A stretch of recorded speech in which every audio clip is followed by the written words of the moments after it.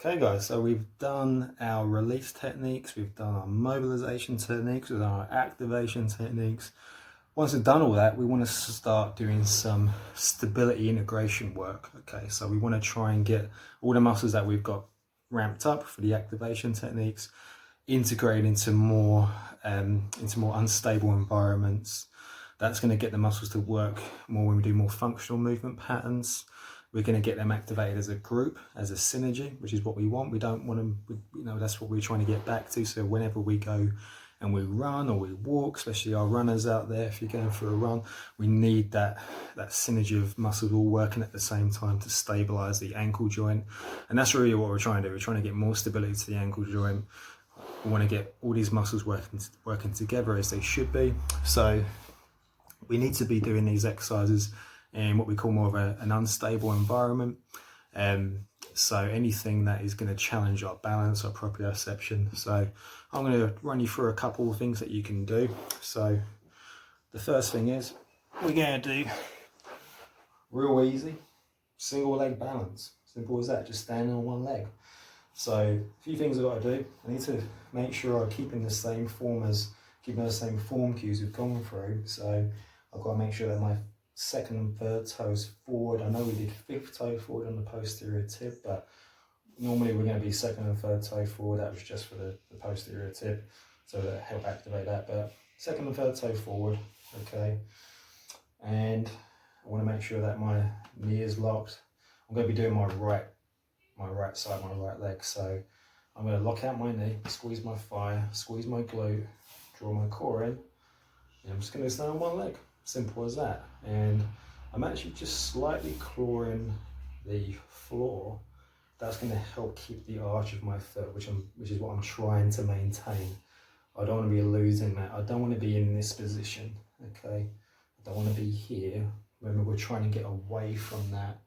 Again, I don't want to be doing this. I don't want my arch to be collapsing. I don't want the inside of my foot, moving towards the floor. I want to keep second and third toe forward, one leg. And how long can you hold it? I mean, we could do this up to a minute. I'd say if you can do a minute with good form, we're not leaning to the side, we're not, pushing our hip out to compensate, we're just completely straight, no compensation. If you can do that for a minute, then we can progress it. So what can we do? Well, we can do a bit of excursion. So you can bring this foot forward, okay? So that's going to move your center of gravity more further forward. That's going to place more load on this leg. If you can do that, no problem. I mean, you could start forward and back, and then you could just go to holding. If that was good, if you find that was too easy, then we can do what we call more frontal plane. So that's going to put a lot more stress on that ankle joint, plus also the glutes as well. We can just move this leg to the side. And again, you can see I already want to shift to the right to compensate. So I'm going to try and keep a completely straight line with that leg out to the side.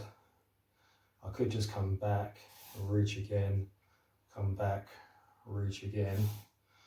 Or I can just hold it there. You can see it's a lot tougher than the other one. The other progression you can do is do a bit of rotational movement. So rather than reaching to the side, I'm now going to rotate that leg around, back to the wall, while keeping everything straight on this leg. So I'm coming back to the center, rotate it out to the side, back to the center, rotate it out to the side, back to the center. You could just keep it there if you wanted to, keeping this leg straight, but that is another progression you can do. So as I said before, I'm keeping that arch, keeping my second and third toe forward, not letting it collapse, not letting it go in, not letting my knee bend. I want to keep this whole leg straight. So squeeze your thigh, squeeze your glute. If that was all good, if you got through them, no problem. There are some other things you can do. You can tie a band around your waist and resist the pull of the band. So you can do that. Other things you can do if you want to get more advanced, we can do single leg touchdown or single leg deadlift or single leg deadlift touchdown, whichever you want to call it. And what I'm going to do, I'm going to show this way first. Keep my second and third toe forward as we have been done.